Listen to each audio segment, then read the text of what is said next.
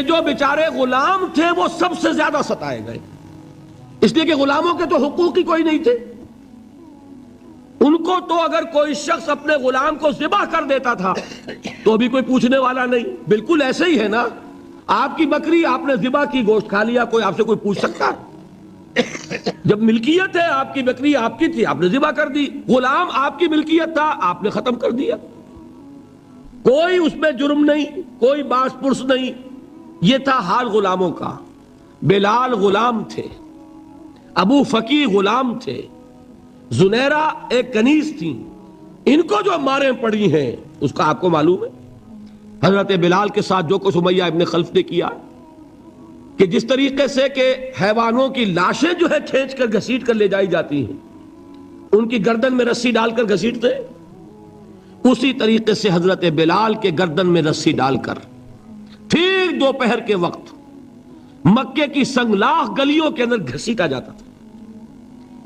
نیچے زمین جل رہی ہے توے کی طرح، اور ویسا بھی ہوتا تھا کہ چت لٹا دیا، اوپر سے وہ آگ مکے کا کہ سورج جو ہے ذرا نوٹ کیجئے، آگ برسا رہا، نیچے زمین توے کی طرح جل رہی ہے، اور ایک بھاری سل بھی لا کر جو ہے سر پر رکھ دی، چھاتی پر رکھ دی گئی ہے کہ آواز نہیں نکل رہی، جھاگ نکل رہے منہ سے، لیکن اس حال میں بھی احد احد احد، ایک ایک اللہ، قل هو اللہ احد، الفاظ نکل رہے۔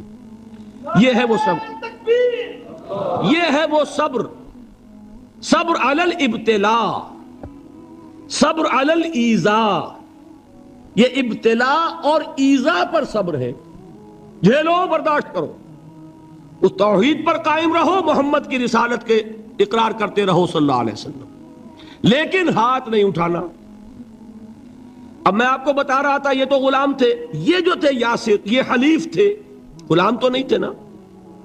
البتہ وہ ابو جہل کے چچا کی کنیز تھی یہ سمیہ، انہوں نے اجازت لے کر ان سے نکاح کر لیا، یہ تو کنیز رہیں گی۔ بیٹا جو ہوا وہ بھی ایک طرح سے جب کنیز زیادہ ہے تو غلام ہو گیا، عمار ابن یاسر۔ وہ جو شخص تھا بہت شریف النفس ابو جہل کا چچا، وہ مر گیا، اب ابو جہل جو ہے اس خاندان کا سربراہ ہے، لہذا یہ تینوں جو افراد ہیں وہ اس کے رحم و کرم پر ہیں۔ یاسر کو بھی پروٹیکشن اگر ہے تو ابو جہل کی ہے، ابو جہل جو چاہے کرے، اور سمیہ تو کنیز ہے ہی، اس کا تو کوئی حق ہے ہی نہیں، جو چاہے کرے، اور عمار ان دونوں کا بیٹا ہے، لہذا بدترین معاملہ کیا ابو جہل نے ان تین افراد کے ساتھ۔ حضرت سمیہ کے ساتھ جو کچھ کیا گیا ہے آپ اس کا تصور نہیں کر سکتے۔ بالآخر جو شہید کیا ہے حضرت سمیہ کو، ایذائیں دے دے کے، سسکا سسکا کے، ان کے جسم کے نازک حصوں کو جلا کے، داغ دے کر، کہتا کیا تھا، ایک دفعہ کہہ دو کہ میرا جو یہ بت ہے یہ بھی الہ ہے، مان لو میں چھوڑ دوں گا۔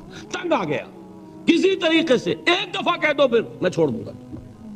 لیکن یہ میاں بیوی حضرت یاسر اور حضرت سمیہ رضی اللہ تعالی عنہما، یہ ہے ثبات، یہ ہے صبر، یہ ہے استقلال، ایک مرتبہ بھی کہنے کے لیے تیار نہیں، جو چاہو کر لو، اب ہم تو اس سے پیچھے نہیں ہٹیں گے۔ تنگ آ کر اس نے حضرت سمیہ کی تو شرمگاہ میں برچھا مارا اور شہید کیا۔ حضرت یاسر کے بارے میں ایک روایت یہ ہے، ستا ستا کے، تنگ کر کر کے، آخر کار جو ختم کیا، انہیں شہید کیا کس طرح، 4 سانڈ اونٹ جوان، ان سے رسے باندھے، ایک رسے سے ایک بازو باندھا، دوسرے سے دوسرا بازو باندھا، تیسرے سے ایک ٹانگ باندھی، چوتھے سے دوسری ٹانگ باندھی، اور چاروں کو دوڑایا ہے کہ جسم کے پرخچے ہوں گے۔ اس حال میں کیا ہو رہا تھا وہ میں بتا رہا ہوں کہ اللہ تو تاکید کر رہا ہے اپنے نبی کو، اصبر وَلِرَبِّكَ فَاصْبِرْ وَاصْبِرْ عَلَى مَا يَقُولُونَ وَاصْبِرْ وَمَا صَبْرُكَ إِلَّا بِاللَّهِ وَاصْبِرْ لِحُكْمِ رَبِّكَ وَلَا تَكُنْ كَصَاحِبِ الْحُوتِ۔ اس وقت سامنے سے حضور گزرتے تھے جبکہ آل یاسر کے ساتھ یہ معاملہ ہو رہا ہے، کیا فرماتے تھے، اصبروا یا آل یاسر فَإِنَّ مَوْعِدَكُمُ الْجَنَّةُ، اے یاسر کے گھر والوں صبر کرو، جھیلو، اس لیے کہ تمہارے وعدے کی جگہ جنت ہے۔ اللہ تعالیٰ ادھر آنکھ بند ہوگی ادھر جنت میں تمہارا داخلہ ہو جائے گا. یہ ہے تواصوا بالصبر والعصر ان الانسان لفی خسر. یہ تواصوا بالصبر پر کون عمل کر رہا ہے؟ محمد الرسول اللہ صلی اللہ علیہ وسلم. اس میں بھی ایک بات ہے وہ بھی سمجھ لیجئے، دین میں جہاں عظیمت ہے رخصت کا پہلو بھی ہے. یہ جو نوجوان تھے، یہ بوڑھے والدین کا تو وہ مقام ہے، یہ رتبہ بلند ملا جس کو مل گیا. ہر مدعی کے واسطے دار و رسن کہاں؟ حضرت سمیہ اور حضرت یاسر. نوٹ کیجئے، میں ایک اعتبار سے کہا کرتا ہوں سید الشہداء یہ بنے کہ نہیں بنے، ان کو جو فوقیت حاصل ہوئی، الفضل للمتقدمین، سب سے پہلی جان دینے والی یہ خاتون اور سب سے پہلی جان دینے والا اللہ کے لیے، توحید کے لیے، محمد کی رسالت کے لیے صلی اللہ علیہ وسلم. دے تو بھی محمد کی صداقت کی گواہی. یہ صداقت کی گواہی دیتے ہوئے انہوں نے اپنی جانیں دے دی. لیکن جو نوجوان عمار ہے اس نے رخصت کی راہ اختیار کی، جھیلا نہیں گیا، برداشت نہیں ہو سکا. ایک مرتبہ کلمہ کفر زبان سے نکال دیا، ابو جہل نے چھوڑ دیا، لیکن اب پشیمانی طاری ہوئی ہے میں کیا کر بیٹھا. اس کے بعد انہوں نے اپنے آپ کو ایک ستون سے باندھ لیا کہ حضور ہی آ کر مجھے اگر یہاں سے کھولیں گے تو میں کھلوں گا، ورنہ میں یہیں اپنے آپ کو ہلاک کر دوں گا، مجھ سے کیا ہو گیا. حضور خود تشریف لائے، دست مبارک سے کھولا، کہا کہ یہ بھی دین میں اجازت ہے، کلمہ کفر کہہ کر جان بچا لینے کی اجازت ہے. یہ رخصت ہے، عزیمت نہیں ہے. تمہارے والدین نے جو مقام حاصل کر لیا وہ تو پھر میں وہی کہوں گا کہ ہر مدعی کے واسطے دار و رسن کہاں، یہ رتبہ بلند ملا جس کو مل گیا. البتہ دین میں یہ ہے، آیت بھی ہے قرآن مجید کی، وَقَلْبُهُ مُطْمَئِنٌ بِالْإِيمَانِ، دل ایمان پر جمع ہوا ہو، کسی وقت محض جان بچانے کے لیے کلمہ کفر کہہ دینا، دل پر کوئی آنچ اس کی نہ آ رہی ہو تو اس کی اجازت ہے. کمزور طبائع کو بھی اللہ تعالیٰ نے اپنے دین میں اکوموڈیٹ کیا ہے. حضور نے ان کی ہمت بندھائی کہ گھبراؤ نہیں، ٹھیک ہے، یہ بھی اگر تمہارے دل کے اوپر کوئی اثر نہیں ہے تو کوئی حرج نہیں. بہرحال یہ میں آپ کو اب اس کا فلسفہ بھی سمجھا دوں. میرے دل میں ایک دفعہ خیال آیا تھا، جس وقت ابو جہل حضرت سمیہ اور حضرت یاسر کے ساتھ یہ سلوک کر رہا تھا، کم سے کم 30 ورنہ میرے اندازے میں 40 اشخاص، 40 مسلمان مکے میں موجود تھے. میرے دل میں اچانک ایک خیال آیا، کیا یہ بے غیرت تھے، بے حمیت تھے؟ انہوں نے اپنی بہن کو چھڑایا نہیں؟ انہوں نے حضرت یاسر ان کے دینی بھائی ہیں، محمد کے غلام ہیں، ان کی حمایت میں کچھ تو کرتے، بلوا کرتے، کچھ شور کرتے، ہنگامہ کرتے، چھڑا کر لے جاتے، کیوں نہیں کیا؟ اچانک خیال آیا، نعوذ باللہ ثم نعوذ باللہ، نہ بے غیرت تھے نہ بے حمیت تھی. اصل بات یہ کہ حضور کی اجازت نہیں. کیا کریں؟ خون کھول رہا ہے، سینوں میں جوش ہے، لیکن اجازت نہیں. یہ ہے ڈسپلن کی وہ تربیت جو محمد الرسول اللہ نے دی. دیکھیے، جوش میں آ کے حملہ کرنا یہ اور بات ہے، خون کھول رہا ہو اور پھر اپنے آپ کو تھامنا یہ زیادہ مشکل کام. جب خون کھولتا ہے آدمی جو جان کی پرواہ نہیں ہوتی. بدر میں جو ہوا ایک واقعہ ایک دفعہ سن کر جھجری آتی ہے، لیکن واقعہ یہ ہے کہ جب جنگ کی حالت میں اشتعال ہوتا ہے اور خون کھول رہا ہوتا ہے وہ چیزیں آسان ہوتی ہیں. وہ جو 2 ٹین ایجرز تھے، نوجوان، جنہوں نے ابو جہل کو ہلاک کیا ہے، حضرت معاذ اور حضرت معوذ، انصاری 2 نوجوان، ان میں سے ایک کا واقعہ آتا ہے کہ ان کے ایک شانے کے اوپر تلوار کا وار پڑا، پورا شانہ کٹ گیا، بازو علیحدہ ہو گیا تقریباً، لیکن کوئی ایک تسمہ لگا رہ گیا، کوئی ایک ٹینڈن ہوگا، وہ جو ہوتا ہے سخت سا سفید سا، وہ کوئی لگا ہوا ہے. انہیں پرواہ نہیں ہے، وہ دوسرے ہاتھ سے لڑ رہے ہیں. لیکن یہ ہاتھ جو ہے یہ اب چونکہ قابو میں تو ہے نہیں، کنٹرول میں نہیں، مسلز کٹ چکے، تو یہ رکاوٹ بن رہا ہے۔ ان کے بارے میں آتا ہے اس ہاتھ کو اپنے پاؤں کے نیچے دبایا اور کھینچا اور پھینک دیا کہ یہ اس وقت میرے اس راستے میں رکاوٹ بن رہا ہے، جسم کا حصہ میرا۔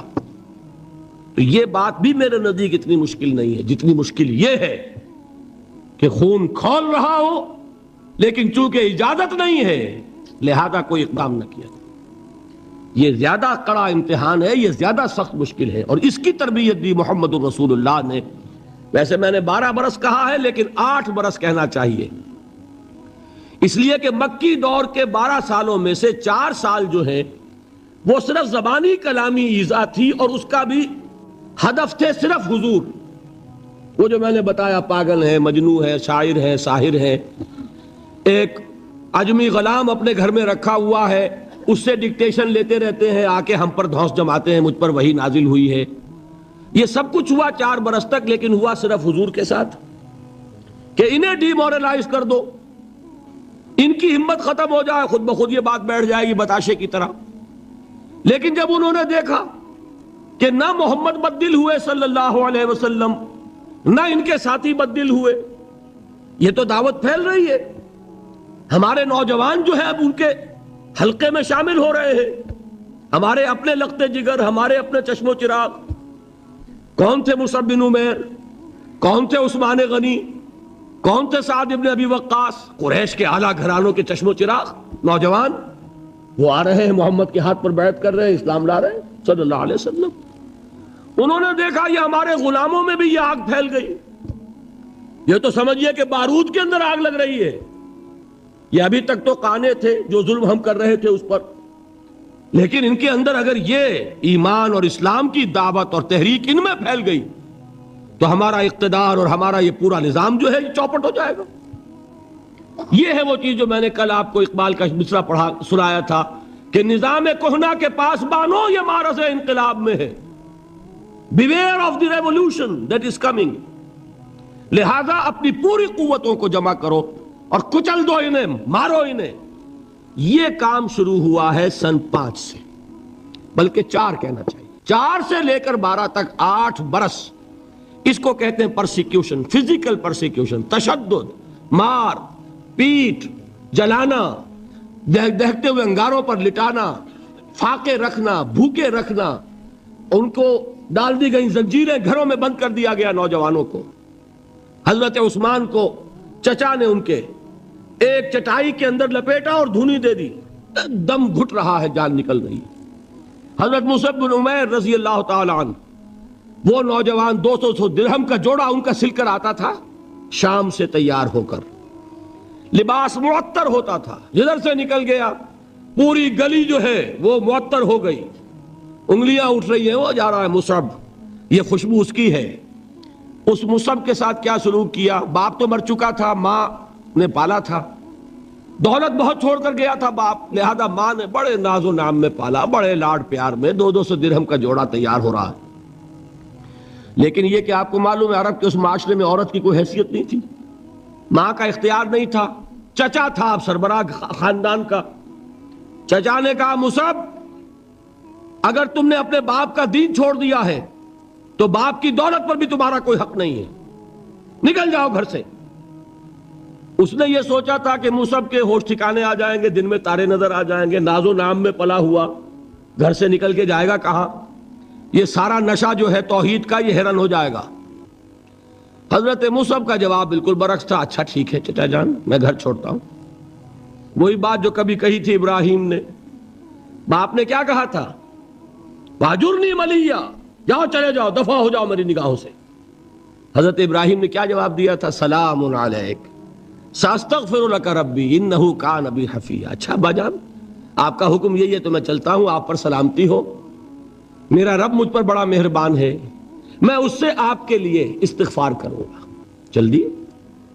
یہی جو ہے حضرت ابراہیمی کی نسل ہے نا قریش۔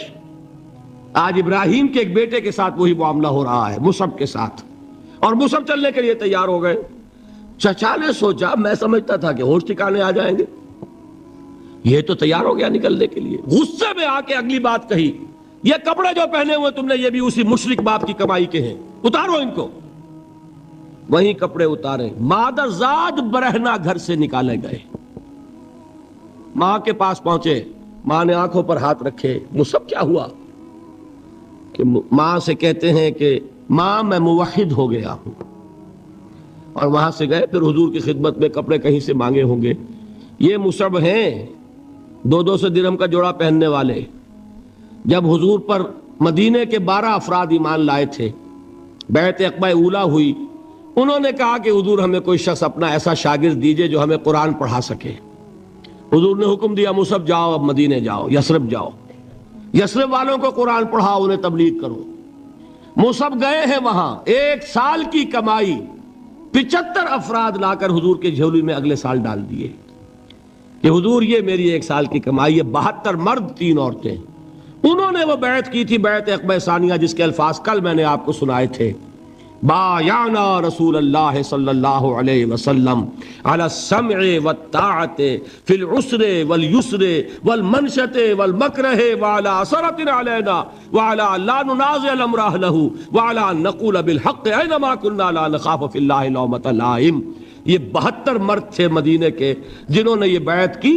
پھر انہوں نے ریکویسٹ کی کہ حضور اب آپ ہمارے ہاں تشریف لائیے، ہم اگر یہ مکے والے وہاں حملہ کریں گے تو ہم آپ کی حفاظت کریں گے جیسے کہ اپنے اہل و عیال کی کرتے ہیں۔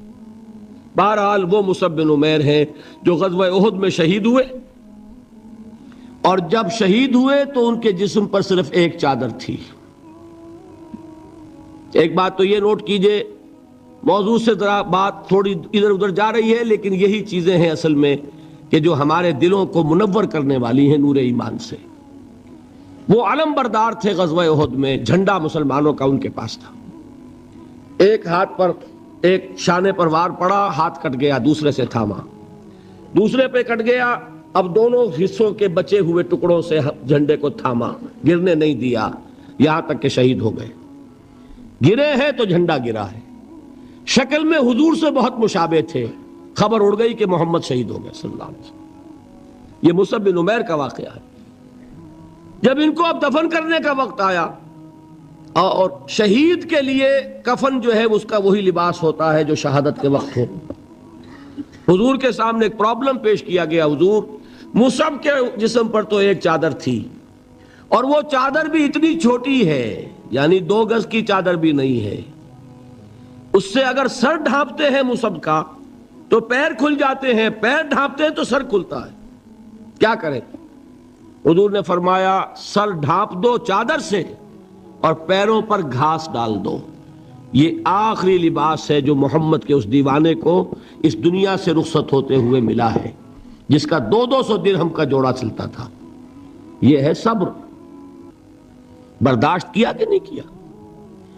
تو یہ جان لیجئے، میں جو بات فلسفے کی سمجھانا چاہتا تھا وہ یہ جو پیسیو ریزسٹنس ہے 8 سال جو رہی ہے کہ تمہیں ماریں، تمہیں تکلیفیں پہنچائیں، تم پر جو بھی آئے جھیلو، برداشت کرو، تمہیں ہاتھ اٹھانے کی اجازت نہیں۔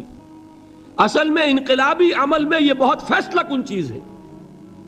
اس کی وجہ کیا ہے؟ دیکھیے، اگر شروع ہی سے انقلابی لوگ وائلنٹ ہو جائیں گے تو ظاہر بات ہے وہ تو تھوڑے ہوتے ہیں، گنتی کے ہوتے ہیں۔ جو نظام قائم ہے اس کے پاس طاقت بہت ہوتی ہے، اس نظام کو اخلاقی جواز حاصل ہو جائے گا ان کو کچل دینے کا، ختم کر دینے کا۔ اب جب کہ وہ ہاتھ نہیں اٹھا رہے تو اخلاقی جواز تو نہیں ہے نا۔ اب اگر مارا جا رہا ہے تو عوام الناس کی دلی ہمدردیاں ان کے ساتھ ہوتی چلی جاتی ہیں۔ یہ امیہ ابن خلف نے بلال کو آج اتنا مارا، اتنا مارا، اتنا مارا، کیوں مارا؟ کیا بلال نے کوئی چوری کر دی تھی؟ نہیں بھائی۔ کیا کوئی اور گستاخی کی تھی اپنے آقا کی؟ نہیں۔ کہیں معاذ اللہ اس نے اپنے آقا امیہ ابن خلف کی بیٹی کے اوپر تو کوئی نہیں ہاتھ اٹھا دیا تھا؟ نہیں۔ تو کیا وجہ ہوئی؟ بس صرف یہ وجہ ہے کہ وہ ایک اللہ کو مانتا ہے اور محمد پر ایمان لے آیا صلی اللہ علیہ وسلم۔ بتائیے اس کا کیا اثر ہوگا؟ یہ خباب بن الارت پیشے کے لحاظ سے لوہار تھے۔ سوچئے ایک زندہ انسان کو دہتے ہوئے انگاروں پر لٹایا جا رہا ہے، ان انگاروں سے کھال جلی کمر کی چربی پگھلی، اس پگھلنے والی چربی سے وہ انگارے ٹھنڈے پڑے. یہ سب کچھ جھیل رہا ایک شخص. سوچنے والوں نے سوچا نہیں ہوگا کیا جرم تھا ان کا، تو بڑا شریف آدمی ہے، بہت اچھا کاریگر ہے، وقت پر کام دیتا ہے، مناسب اجرت لیتا ہے، یہ کیا ہوا؟ یہ کوئی جرم نہیں، جرم صرف ایک ہے، ایک اللہ کو مانتا ہے اور محمد کے دامن سے وابستہ ہے. سنو آپ سوچئے، دیکھیے ایک لفظ ہم بولا کرتے ہیں سائلنٹ میجورٹی. واقعہ یہ ہے کہ کسی بھی معاشرے میں میجورٹی ہمیشہ سائلنٹ رہتی ہے، وہ سائلنٹ اسپیکٹیٹر ہوتی ہے، دیکھتی رہتی ہے کیا ہو رہا ہے. لیکن سائلنٹ میجورٹی سائلنٹ ہوتی ہے، اندھی بہری تو نہیں ہوتی، دیکھتی تو ہے کہ کیا ہو رہا ہے، سن تو رہی ہے کہ کیا چرچے ہیں. اب جب وہ دیکھتے ہیں کہ کچھ شریف لوگ ہیں، بڑے ہی اعلیٰ اخلاق والے لوگ ہیں، ان پر تشدد ہو رہا ہے، انہیں مارا جا رہا ہے، انہیں ستایا جا رہا ہے، ان پر کوڑے برس رہے ہیں، انہیں دیکھتے ہوئے انگاروں پر لٹایا جا رہا ہے، ان کا کوئی جرم نہیں، کوئی ان کی خطا نہیں، سوائے اس کے کہ ایک اللہ کو مانتے ہیں. انہوں نے کسی کو نقصان نہیں پہنچایا، انہوں نے کسی کا بال بیکا نہیں کیا، انہوں نے کسی پر دست درازی نہیں کی، وہ تو دعائیں دے رہے ہیں انہیں. اس کا نتیجہ کیا نکلتا ہے؟ اندر ہی اندر سائلنٹ میجورٹی کنورٹ ہوتی ہے. وہ جرت تو نہیں ہوتی کہ برملا اعلان کریں، لیکن دل ان کے بدل رہے ہیں. اور آپ کو معلوم ہے ایک مصرع بڑا پیارا ہے، جو دلوں کو فتح کر لے وہی فاتح زمانہ. یہ دل فتح ہو رہے تھے اس وقت. یہ 8 برس میں محمد صلی اللہ علیہ وسلم قریش کے دل فتح کیے، چاہے وہ ایمان نہیں لائے، لیکن اندر سے انہیں نظر آ رہا تھا کہ کون کیا ہے. یہ ہے پیسیو ریزسٹنس، یہ ہے صبر محض. انقلابی عمل میں، اقامت دین کی جد و جہد میں پہلا مرحلہ یہ ہے صبر کا. دوسرا مرحلہ کیا ہے؟ جب اتنی قوت ہو گئی کہ اب آپ کو اندازہ ہے کہ اب آپ اس باطل نظام کے خلاف اقدام کر سکتے ہیں. دیکھیے ریولوشنری پروسیس کسے کہتے ہیں؟ پہلے ایک انقلابی نظریہ، اس کی اشاعت ہوگی، جو لوگ اس کو قبول کریں گے انہیں آرگنائز کیا جائے گا، ایک پارٹی کی شکل دی جائے گی، پھر ان کی تربیت ہوگی، جیسا انقلاب لانا ہے ویسی تربیت کرنی ہوگی. اب ٹکراؤ ہوگا اس باطل نظام کے ساتھ، غلط نظام کے ساتھ. اس ٹکراؤ کا پہلا مرحلہ یہ ہے، جب تک اتنی تعداد آپ کے پاس نہ ہو کہ آپ فیصلہ کن اقدام کر سکیں، اس وقت تک دعوت ہی دینی ہے، لوگوں کی تعداد اپنے اندر شامل کرنی ہے، اپنی قوت بڑھانی ہے، اپنی تربیت کرنی ہے، اپنی اصلاح کرنی ہے، اور صبر کرنا ہے، ریٹیلیٹ نہیں کرنا، اقدام نہیں کرنا، جوابی کارروائی نہیں کرنی. یہ کام ہے جو 12 برس میں مکے میں مکمل ہو گیا. اب کیا ہوا؟ ایک تعداد اب ہے حضور کے جانثاروں کی. یہ تعداد کیسے لوگوں کی ہے؟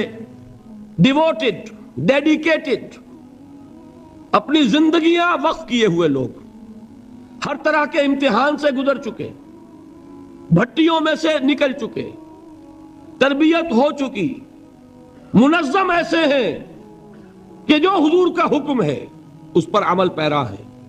سم و طاعت، سنو اور اطاعت کرو، جس کا میں عرض کر چکا ہوں اس سے بڑا کٹھن معاملہ نہیں ہو سکتا کہ تمہیں دہتے ہوئے انگاروں پر لٹا دیا جائے، تمہیں ہاتھ اٹھانے کی اجازت نہیں ہے.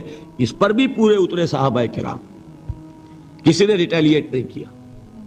اب معلوم ہوا، اور اللہ نے ایک جگہ عطا فرما دی مدینہ منورہ، کہ وہاں حضور کو تمکن عطا فرما دیا، بیس مل گیا. اب انقلابی عمل میں اقدام کا بیس بھی ہے، مدینہ طاقت بھی ہے صحابہ کرام کی. اب اقدام ہوا. اقدام کیا تھا؟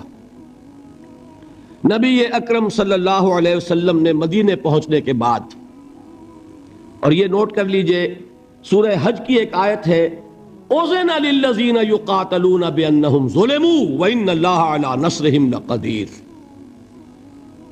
آج سے اجازت دی جا رہی ہے ان لوگوں کو جن پر ظلم و ستم کے پہاڑ توڑے گئے۔ ابھی تک حکم تھا ہاتھ بندے رکھو، آج سے ہاتھ کھول دیے گئے۔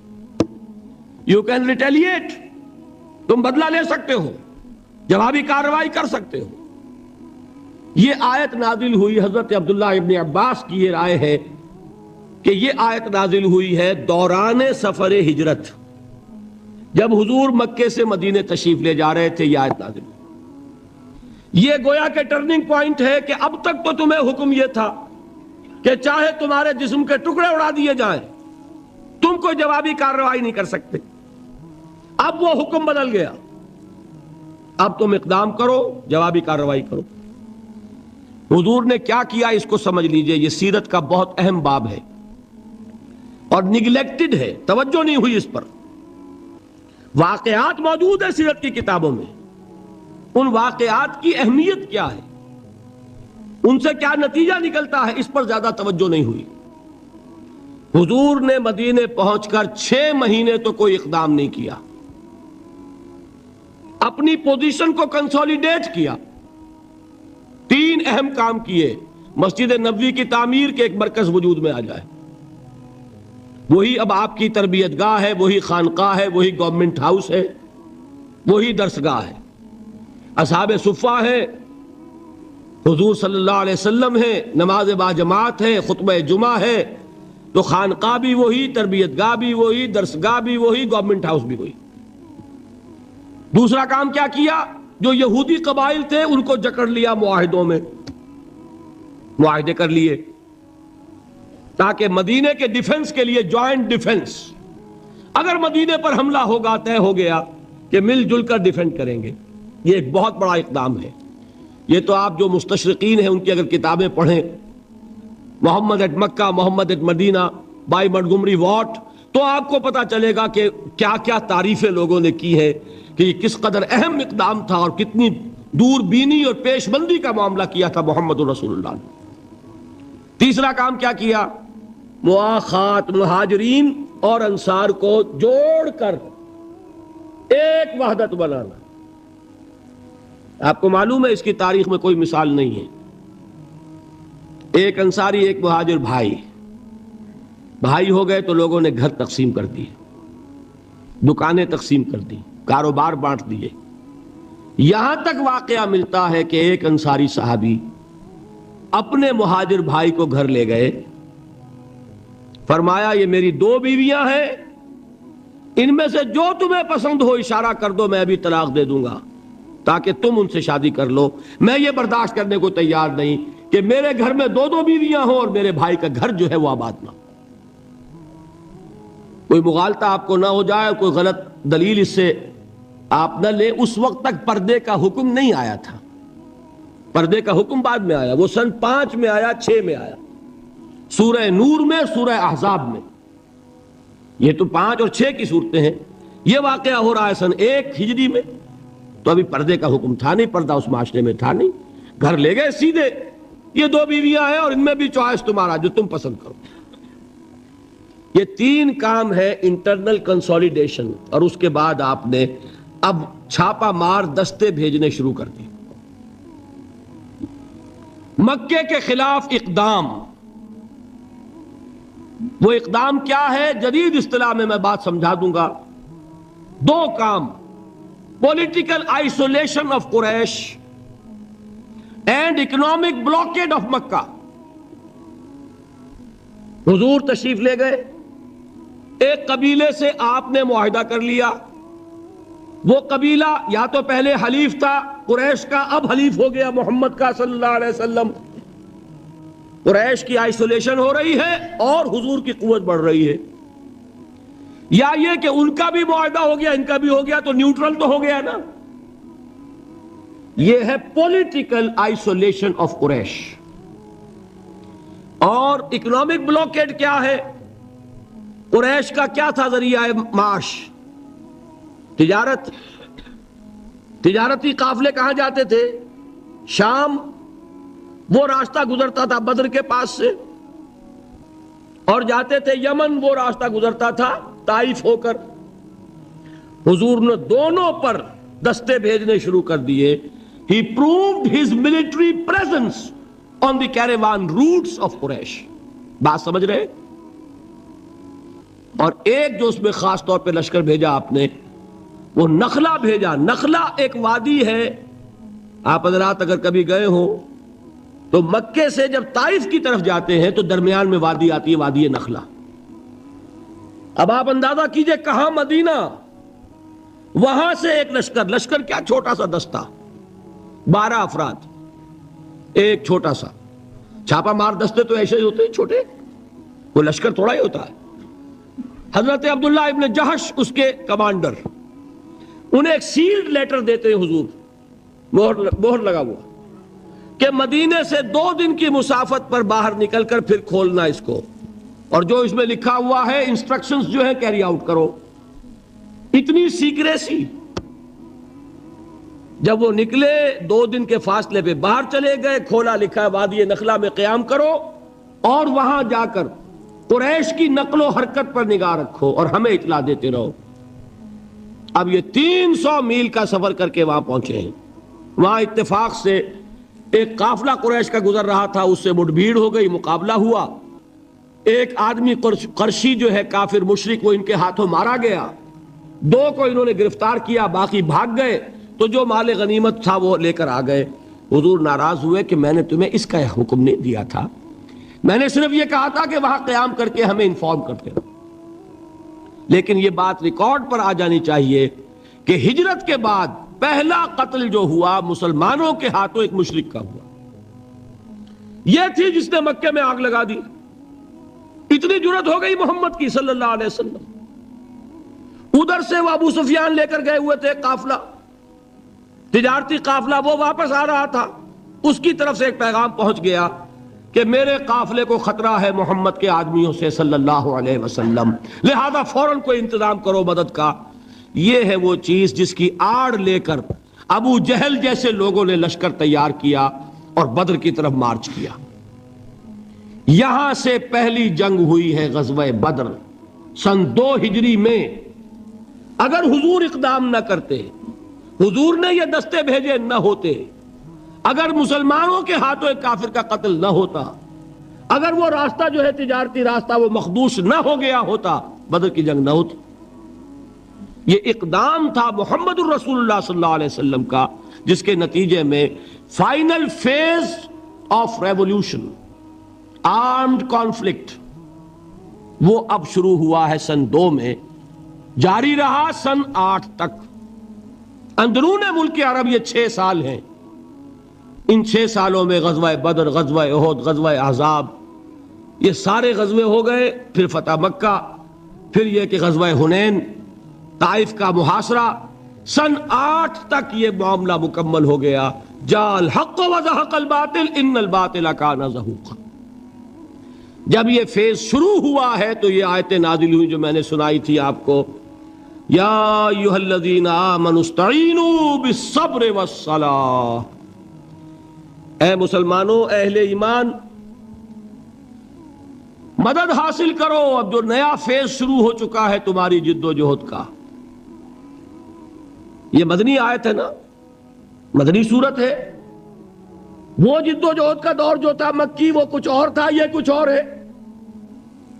اس میں تو اب تمہیں آگے بڑھنا ہے، کفر پر اور شرک پر حملہ آور ہونا ہے، اقدام کرنا ہے، چیلنج کرنا ہے. فاستعینوا بالصبر والصلاۃ. مدد حاصل کرو کس سے؟ صبر سے اور نماز سے. ان اللہ مع الصابرین. جان لو کہ اللہ تعالیٰ صبر کرنے والوں کے ساتھ. ولا تقولوا لمن يقتل في سبيل الله اموات. اور ہرگز نہ کہو اسے جو اللہ کی راہ میں قتل ہو جائے کہ وہ مردہ ہے. بل احیاء ولکن لا تشعرون. نہیں، وہ زندہ ہے لیکن تمہیں ان کا شعور نہیں ہے. اور سنیے، اب یہ آیت اہم ترین ہے صبر کے موضوع پر. وَلَنَبْلُوَنَّكُمْ بِشَيْءٍ مِّنَ الْخَوْفِ وَالْجُوعِ وَنَقْصٍ مِّنَ الْأَمْوَالِ وَالْأَنفُسِ وَالثَّمَرَاتِ وبشر الصابرین، اور دیکھو ہم تمہیں آزمائیں گے، وَلَنَبْلُوَنَّكُمْ، ہم لازماً آزمائیں گے تمہیں، بِشَيْءٍ مِّنَ الْخَوْفِ، خوف کی کیفیت طاری کر کے، والجوع، بھوک، فقر اور فاقہ، ونقص من الاموال، مالی نقصان، والانفس، جانی نقصان، والثمرات، اور ثمرات، پھلوں اور میووں کا نقصان۔ میرے نزدیک یہاں پر ثمرات کا مفہوم ایک اور بھی ہے۔ ایک تو صاف تھا کھجور کی فصل تیار ہے، غزوہ تبوک جانے کا حکم مل گیا، کون اتارے گا؟ اور کھجور وقت پر اتری نہیں، برباد ہو جائے گی۔ یہ ہو رہا ہے نا میووں کا نقصان۔ اور میرے نزدیک یہاں یہ بھی ہے، بسا اوقات بہت سی محنتوں کا نتیجہ انسان دیکھتا ہے کہ ضائع چلا گیا، میں نے 10 سال محنت کی، حاصل کوئی نہیں نکلا۔ یہ ثمرات کیا ہیں؟ محنتیں، محنتوں کے ثمرات کا ضیاع۔ کوشش آپ نے کی، قسمت کی خوبی دیکھیے، ٹوٹی کہاں کمن، 2-4 ہاتھ جب کے لبے بام رہ گئے۔ Be prepared. ایک شاعر کے یہ اشعار ہیں، وہ کمیونسٹ تھا، میں نام بھی نہیں لیتا، لیکن یہ کہ یہ اسی انقلابی، چونکہ ان کا بھی ایک انقلابی نظریہ ہے، انقلابی عمل میں یہ سارے مراحل آتے ہیں۔ کوئی سیٹ بیک آیا فرض کیجئے، کوئی ناکامی ہو گئی، تو اپنے ساتھیوں کو دل بندھانے کے لیے یہ فصل امیدوں کی ہمدم اس بار بھی غارت جائے گی، سب محنت صبحوں شاموں کی اب کے بھی اکارت جائے گی۔ میرے نزدیک یہ ثمرات کا جو لفظ یہاں آیا ہے، وَنَقْصٍ مِّنَ الْأَمْوَالِ وَالْأَنفُسِ وَالثَّمَرَاتِ، سب محنت صبحوں شاموں کی اب کے بھی اکارت جائے گی۔ دھرتی کے کونوں کھدروں میں پھر اپنے لہو کی کھاد بھرو، پھر مٹی سینچو اشکوں سے، پھر اگلی رت کی فکر کرو، پھر اگلی رت کی فکر کرو، جب پھر ایک بار اجڑنا ہے، ایک فصل پکی تو بھر پایا، تب تک تو یہی کچھ کرنا ہے۔ ایک مقصد ہے سامنے، انقلاب برپا کرنا ہے۔ ایک کوشش ناکام ہو جائے کوئی پرواہ نہیں، نیکسٹ، پھر تیار رہو ناکامی کے لیے۔ ایسا نہ ہو جو انگریزی میں کہتے ہیں hope for the best but be prepared for the worst. ایسا نہ ہو کہ دوسری مرتبہ ناکام ہو کے بددل ہو جاؤ، تمہاری ہمتیں جواب دے جائیں، نہیں، پہلے سے تیار رہو کہ دوسری مرتبہ بھی ناکامی آئے تو آئے، لیکن جب تک کہ کامیابی حاصل نہیں ہوتی ہمیں یہ کام کیے چلے جانا۔ دیکھیے سیرت میں آیا کہ نہیں یہ واقعہ؟ بدر میں مسلمانوں کو فتح ہوئی تو احد میں زک پہنچی کہ نہیں؟ 70 صحابہ شہید ہوئے کہ نہیں؟ اگر ان کی ہمتیں جواب دے جاتی تو گاڑی کیسے چلتی آگے؟ تو فرمایا وَلَنَبْلُوَنَّكُمْ بِشَيْءٍ مِّنَ الْخَوْفِ وَالْجُوعِ وَنَقْصٍ مِّنَ الْأَمْوَالِ وَالْأَنفُسِ وَالثَّمَرَاتِ، ہم تمہیں لازماً آزمائیں گے، خوف کی کیفیت سے، فقر و فاقے کی کیفیت سے، بھوک سے، جان کے نقصان سے، مال کے نقصان سے، محنتوں کے حاصل کے ضائع ہو جانے سے۔ وَبَشِّرِ الصَّابِرِينَ، اور اے نبی بشارت دیجئے صبر کرنے والوں کو، الَّذِينَ إِذَا أَصَابَتْهُمْ مُصِيبَةٌ، وہ کہ جب ان پر کوئی تکلیف آئے، کوئی مصیبت آئے، کوئی آزمائش آئے، قَالُوا إِنَّا لِلَّهِ وَإِنَّا إِلَيْهِ رَاجِعُونَ، وہ یہ کہیں کہ ہم اللہ ہی کے ہیں، اللہ ہی کی طرف لوٹ جانا ہے۔ یہ وہی انداز ہے جو میں نے فارسی کا شعر سنایا تھا آپ کو کہ سرے تسلیم خم ہے جو مزاج یار میں آئے۔ وہ ہمارا مولا ہے، ہمارا آقا ہے، اگر اسے یہی منظور ہے تو ہمیں بھی یہی منظور ہے۔ میں نے تسلیم و رضا کی بات کی تھی نا، آپ کو کچھ شعر سنائے تھے، ایک شعر اور سنیے، اور یہ کس کا ہے؟ محمد علی جوہر کا۔ ایک مرتبہ جیل گئے، ان کی ایک بیٹی جوان بیمار ہوئی، فوت ہو گئی، باہر چھوڑا انگریز نے، جاؤ بھائی دفن کر دو بیٹی کو۔ دوسری مرتبہ جیل گئے، دوسری جوان بیٹی اسی مرض میں مبتلا ہوئی۔ اب یہ جیل میں ہے، خبر پہنچی کہ دوسری بیٹی کے اوپر بھی اسی مرض کا حملہ ہوا ہے۔ ایک نظم لکھی ہے جس کا آخری شعر یہ ہے، تیری صحت ہمیں منظور ہے لیکن اس کو نہیں منظور تو پھر ہم کو بھی منظور نہیں۔ یہ ہے، جب تک یہ کیفیت نہ ہو اس میدان میں آدمی ثابت قدم نہیں رہ سکتا کہ میرے رب کو اگر یہ منظور ہے تو یہی مجھے منظور ہے، اور تیری صحت ہمیں چاہیے تو ضرور، لیکن ہمارے رب کو منظور نہیں تو ہمیں بھی منظور ہے۔ راضی برضائے رب۔ وبشر الصابرین الذین اذا اصابتهم مصیبۃ قالوا انا للہ وانا الیہ راجعون۔ نہ شود نصیب دشمن کے شود ہلاک تیغت، سر دوستہ سلامت کے تو خنجر آزمائی۔ اولئک علیہم صلوات من ربہم ورحمہ، یہی ہیں وہ لوگ جن پر ان کے رب کی طرف سے عنایتیں ہیں اور رحمتیں ہیں۔ وَأُولَٰئِكَ هُمُ الْمُهْتَدُونَ، اور یہی ہیں وہ لوگ جو کامیاب ہونے والے ہیں، ہدایت پانے والے، ہدایت یافتہ۔ اسی سورہ بقرہ میں ذرا آگے چل کر، یہ تو ہے 20واں رکوع، 19واں رکوع، 21ویں رکوع کی پہلی آیت ہے لَيْسَ الْبِرَّ أَن تُوَلُّوا وُجُوهَكُمْ قِبَلَ الْمَشْرِقِ وَالْمَغْرِبِ وَلَٰكِنَّ الْبِرَّ مَنْ آمَنَ بِاللَّهِ وَالْيَوْمِ الْآخِرِ وَالْمَلَائِكَةِ وَالْكِتَابِ وَالنَّبِيِّينَ وَآتَى المال على حبه ذوي القربى واليتامى والمساكين وابن السبيل والسائلين وفي الرقاب وأقام الصلاة وآتى الزكاة والموفون بعهدهم إذا عاهدوا والصابرين في البأساء والضراء وحين البأس۔ اب یہ آیت جو ہے سورۃ العصر میں جو مضامین آئے تھے سارے اس میں موجود ہیں۔ وہاں ایمان کا لفظ آیا، یہاں 5 ایمانیات کی تفصیل آ گئی، اعمال کی تفصیل آئی، اور آخری بات وہاں کیا ہے وَتَوَاصَوْا بِالصَّبْرِ، اور یہاں کیا ہے وَالصَّابِرِينَ فِي الْبَأْسَاءِ وَالضَّرَّاءِ وَحِينَ الْبَأْسِ، اور صبر کرنے والے، اصل نیکی ان کی ہے جو صبر کریں، کس میں؟ جنگ کے وقت، ذرائے، بأسائے، بأسا کہتے ہیں فقر اور فاقہ، واحد آئے گا باس تو اس کے معنی جنگ، اور بأسا جمع میں آئے گا تو فاقہ، فقر، بھوک، اور ذرائے جسمانی تکلیف، ضرر، جسمانی تکلیفوں میں صبر کرنے والے، فقر اور فاقے میں صبر کرنے والے، اور جنگ کے وقت صبر کرنے والے۔ اولئک الذین صدقوا واولئک هم المتقون، یہ ہیں وہ لوگ جو صبر کرنے والے ہیں، یہ ہیں جو سچے ہیں، جو اپنے دعوے میں نیکی کے اور ایمان کے صادق ہیں، اور یہی وہ لوگ ہیں جو متقی۔ اگلی سورت ہے سورہ آل عمران، اس میں 2 لفظ آئے ہیں، آخری آیت یا ایھا الذین آمنوا اصبروا وصابروا ورابطوا واتقوا اللہ لعلکم تفلحون۔ دیکھیے یہاں صبر اور صابر، جو تعلق جہد اور جہاد کا ہے وہی ہے صبر اور مصابرت۔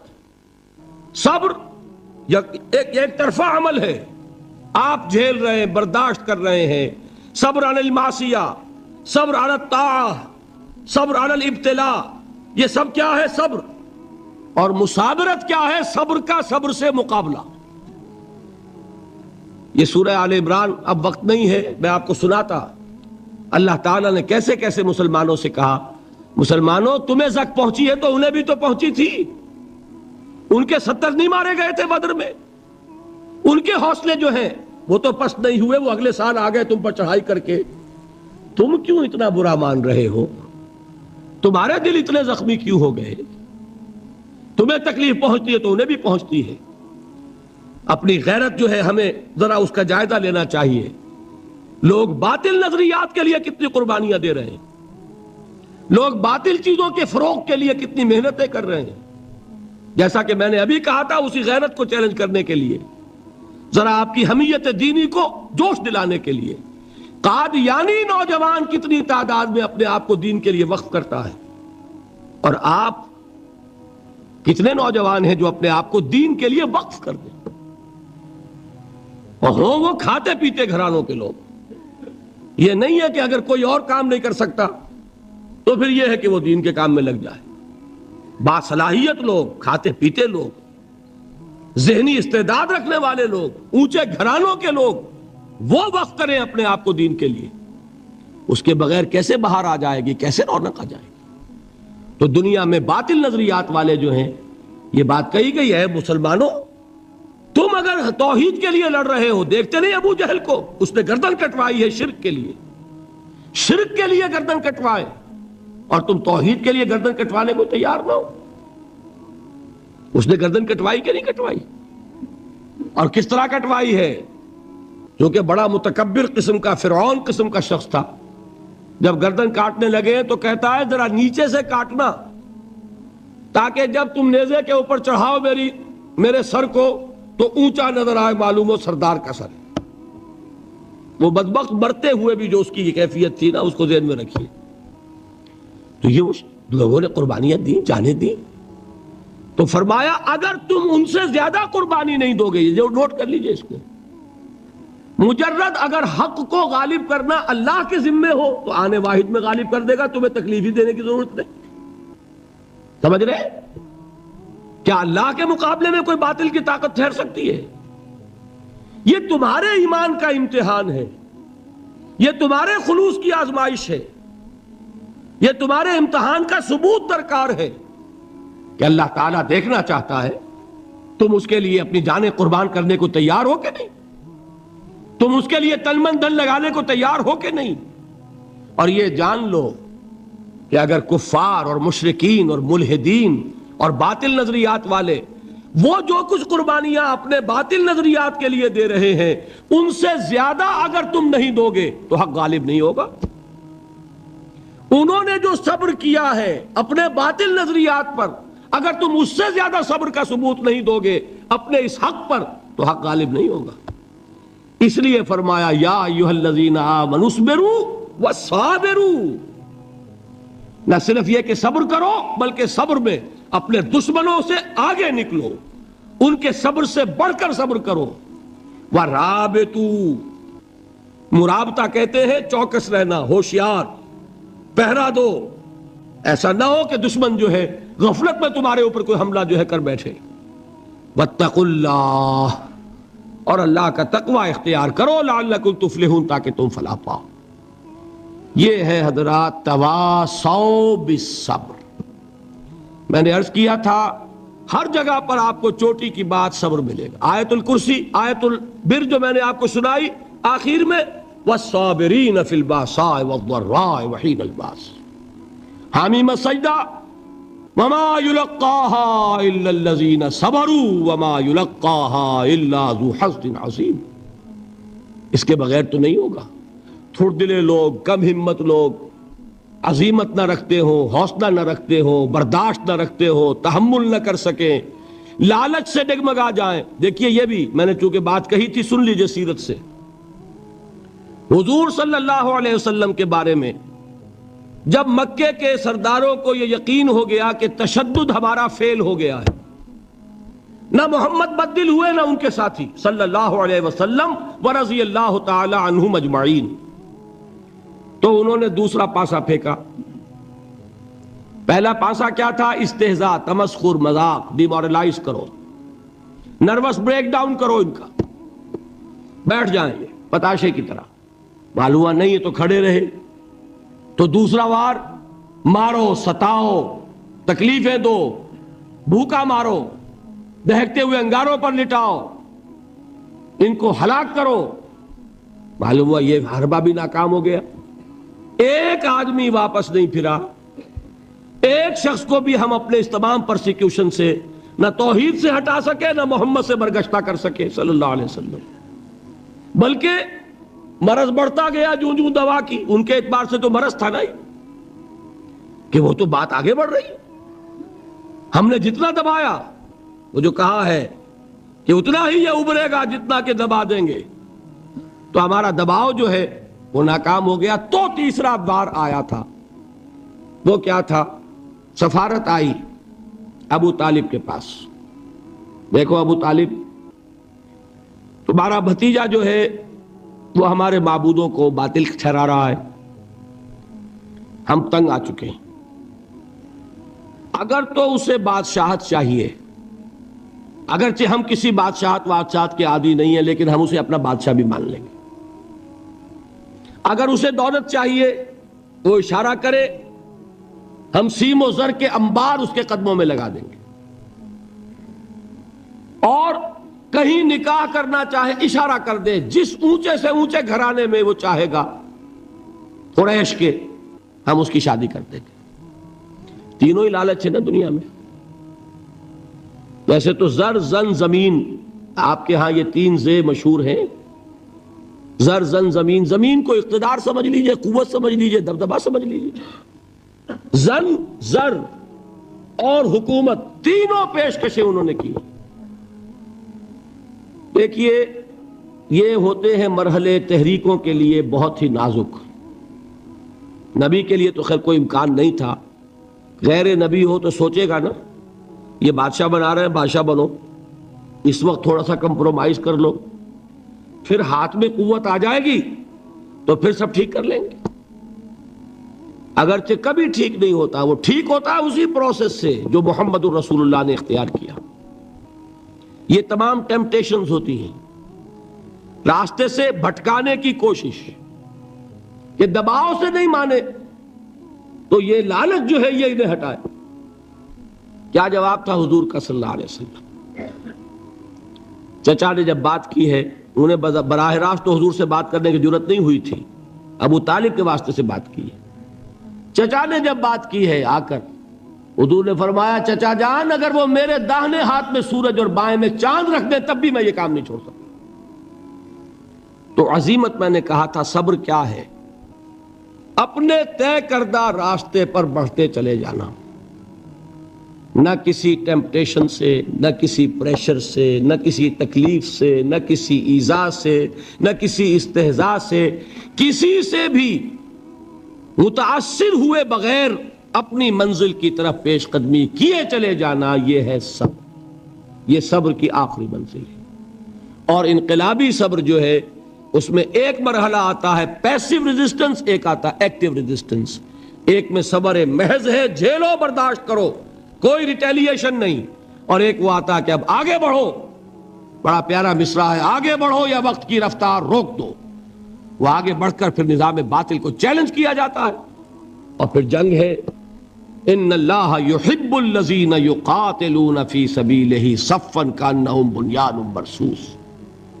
ان اللہ اشتری من المؤمنین انفسہم واموالہم بان لہم الجنہ یقاتلون فی سبیل اللہ فیقتلون ویقتلون وعدا علیہ حقا فی التوراۃ والانجیل والقرآن ومن اوفی بعہدہ من اللہ فاستبشروا ببیعکم الذی بایعتم بہ وذالک هو الفوز العظیم۔ اللہ نے اہل ایمان سے ان کے جانیں اور ان کے مال خرید لیے ہیں جنت کے عوض۔ نتیجہ کیا ہے؟ وہ جنگ کرتے ہیں اللہ کی راہ میں، قتل کرتے بھی ہیں، قتل ہوتے بھی ہیں۔ بدر میں 70 کو قتل کیا، مسلمان شہید ہوئے 13۔ 14ویں وہ تھے جو زخمی ہو گئے تھے، واپسی پر مدینے کے راستے میں ان کا بھی انتقال ہوا۔ 14 مسلمان، ادھر 70۔ اور احد میں 70 صحابہ شہید، ادھر 23۔ تلک الایام نداولھا بین الناس، یہ دن ہے جن کو ہم الٹ پھیر کرتے رہتے ہیں لوگوں کے مابین۔ لیکن یہ کہ بد دل نہیں ہوئے، قافلہ بڑھتا رہا۔ اور غزوہ احزاب میں وہ شعر میں کل سنا چکا ہوں محمد کے جانثاروں کا، نحن الذین بایعوا محمدا علی الجہاد ما بقینا ابدا۔ ہم وہ ہیں جنہوں نے محمد سے بیعت کی ہے جہاد کی صلی اللہ علیہ وسلم۔ اب یہ جہاد، یہ قتال، یہ جنگ، یہ سرفروشی، یہ جاں فشانی جاری رہے گی جب تک جان میں جان ہے۔